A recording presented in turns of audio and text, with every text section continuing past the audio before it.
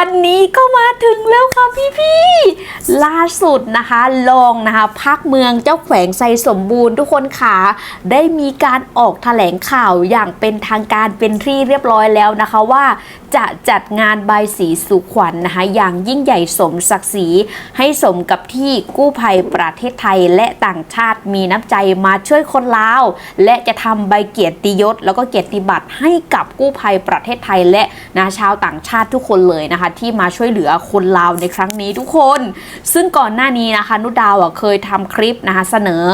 ท่านเจ้าแขกไปแล้วนะคะว่าอยากให้มีการจัดงานใบสีสู่ขวัญเนื่องจากว่ากู้ภัยประเทศไทยและต่างชาติเนาะเขามาเที่ยวประเทศเขามาช่วยคนลาวเยอะขนาดนี้ก่อนที่จะเสร็จภารกิจเนี่ยอยากให้มีการจัดงานนี้ได้ไหมเพื่อที่จะ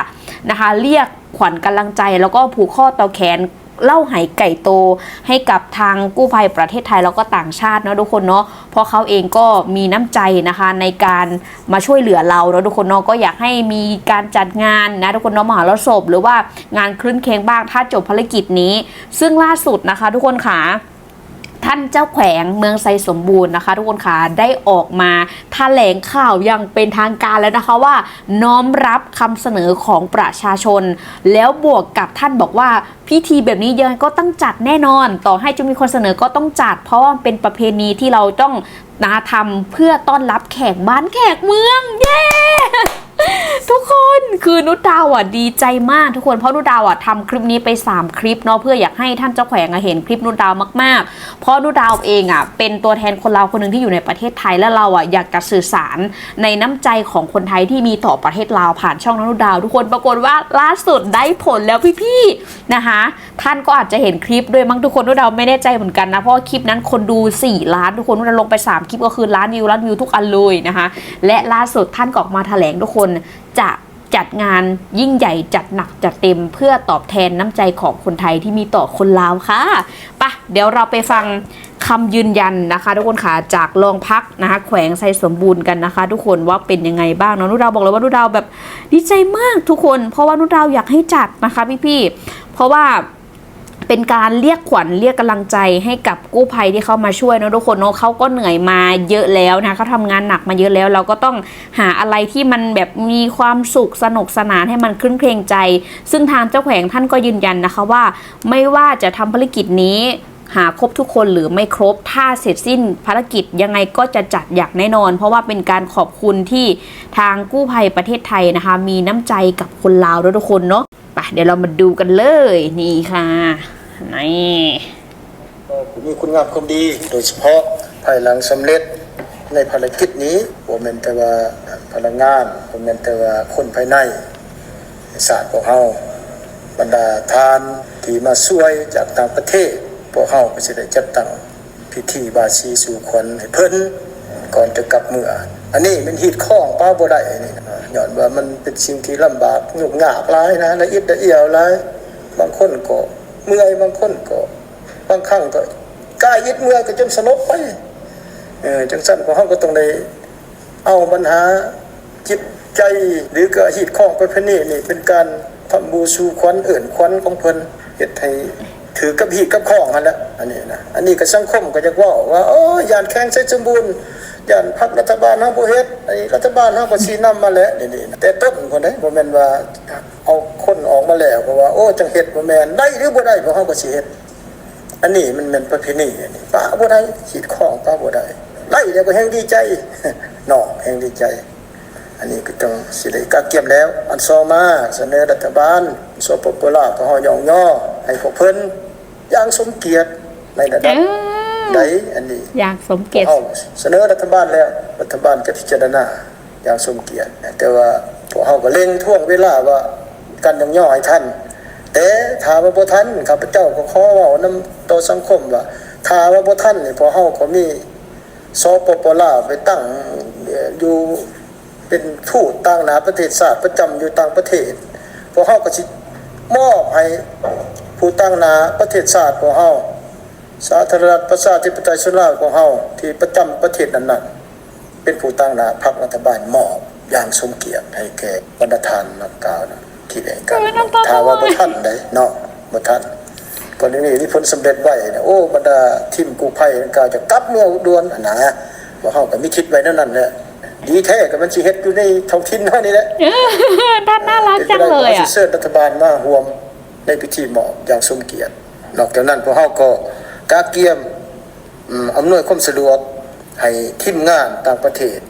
กลับคืนสู่บ้านเกิดเมืองนอนของเพิ่นทุกสิ่งทุกอย่างในสร้างขอสะดวกนั่นเองก็เฮาก็เสนอต่อรัฐบาลเกียมพร้อมว่ามื้อใดเพิ่นกลับแล้วขอให้ทางรัฐบาลช่วยอำนวยความสะดวกในการจัดส่งพวกเพิ่นไปถึงสถานที่เพิ่นสิเมื่อทางเดินเบนเพิ่นจะเมื่อทางด่านสากลของเฮาโดยเฉพาะทางเบื้องลาวไทยลาวเฮานี่แหละอันนี้เฮาก็เลยประสานแต่ต้นให้คณะกรรมการปกครองนครหลวงวิจันทร์ช่วยนับแต่นำพวกเพิ่นเข้ามา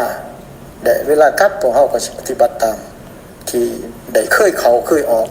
อันนี้นครหลวงก็เข้าใจนำพวกเฮาเลยทั้งนั้นนี่ข้าพเจ้าก็อีกทีนึงก็แสดงความผู้บุญคุณและขอบอกขอบใจที่สุดมายังศูนย์กลางภาครัฐบาลบรรดากระทรวงคณะการที่เกี่ยวข้องนับทาง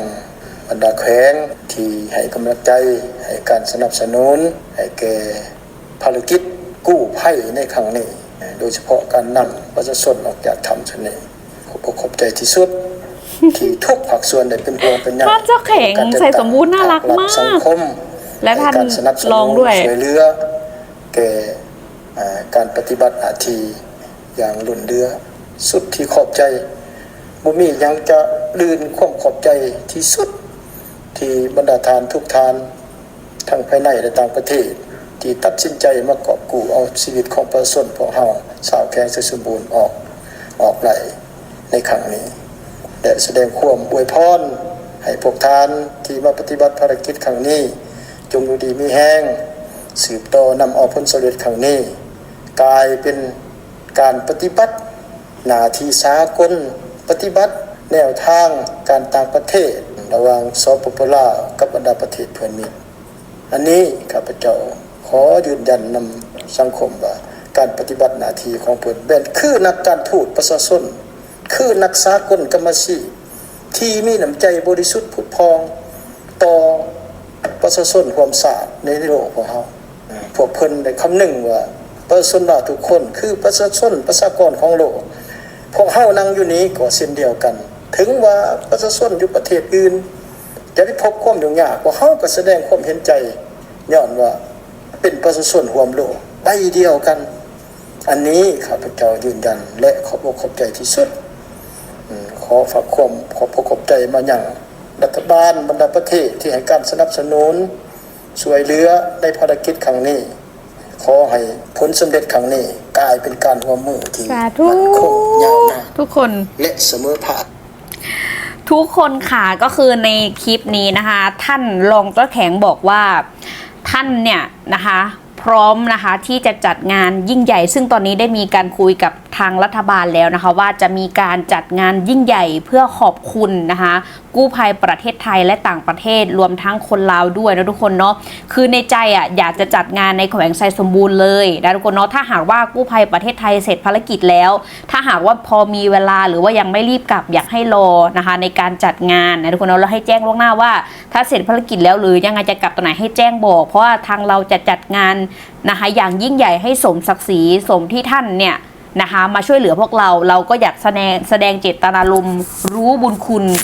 นะรู้บุญคุณคนเนาะในการที่เข้ามาช่วยเหลือเรานะคะทุกคนเนาะแล้วก็ถ้าเสร็จภารกิจแล้วถ้ากู้ภัยประเทศไทยนะคะทุกคนเนาะจะกลับบ้านให้บอกนะคะว่าจะกลับทางบกหรือว่ากลับทางจะกลับทางบกกลับทางเรือหรือว่ากลับทางอากาศขอให้บอกทางรัฐบาลลาวนะคะทุกคนเนาะและทุกๆหน่วยงานพร้อมที่จะอำนวยความสะดวกในทุกๆทางอยากจะแสดงนะคะเพื่อแสดงเจตนารมณ์ถึงความนะคะคู่คุณผู้คุณคนนะทุกคนเนาะภาษาเราเรียกว่าหูบุญคุณคนก็คือแบบสำนึกจะเรียกสำนึกก็ไม่ได้ทุกคนมันอาจจะดูไม่น่าและยังเรียกไงเรียกว่าอยากเพื่อแสดงเจตนารมณ์ในรู้สึกขอบคุณในน้ำใจที่กู้ภัยประเทศไทยนะคะมาช่วยเหลือคนลาวนะคะทุกคนเนาะก็ถือว่าเป็นข่าวดีวันนี้ค่ะทุกคนทางเจ้าแขวงเตรียมจัดงานบายสีสู่ขวัญอย่างยิ่งใหญ่ให้สมศักดิ์ศรีที่กู้ภัยประเทศไทยมาช่วยเหลือคนลาวขอบคุณมากค่ะทุกคนเย้ซึ่งข่าวนี้เรารอมานานมา